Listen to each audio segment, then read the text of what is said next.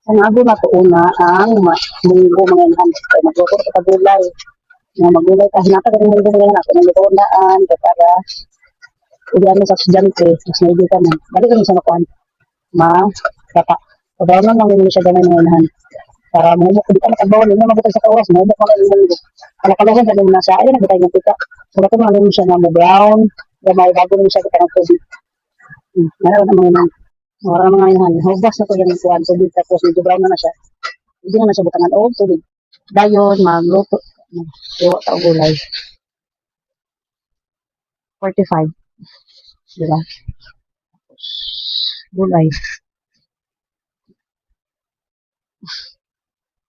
Na ako secure sa portahan. Nagulat ako siya, mahuman yan inahan. Oo, man ako hiwa. Tapos na ang hiwa. Oh, ang talong, paulahin sa ako na kay.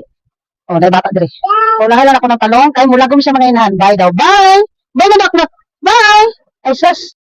O, di ba mga inahan? O, laka na. Wala rin medya oras. Laka na. Gilunod ako na yung 9:24 sa oras na.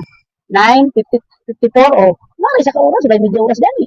O, laka na. Nga na ang teknika ng mga inahan para dili mo matagbaw og laka yung munggo. Isa na ka. Hindi. Ano na nakita ng inahan? Isa sabay na kay. Dili ka tayo. Maluto rin ako na. Malain pa. Kalidara na. Maluto. Ano nga na. Ato sa nang pakit sa gamay para mawala lang ka. Brown lang sa gamay. Sige na. Bisa-bisa naman ito sa ang kalabasan mo.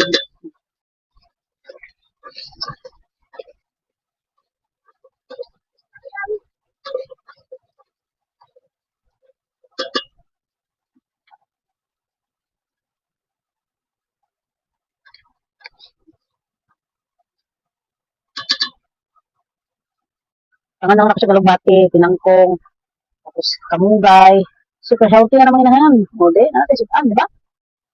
Wapa kita na itong gulay ay, oh. Buka naman ito may pila naman ang kusog sa dahon, no? Yung plado naman eh. Ilawan ako ng mga inahan.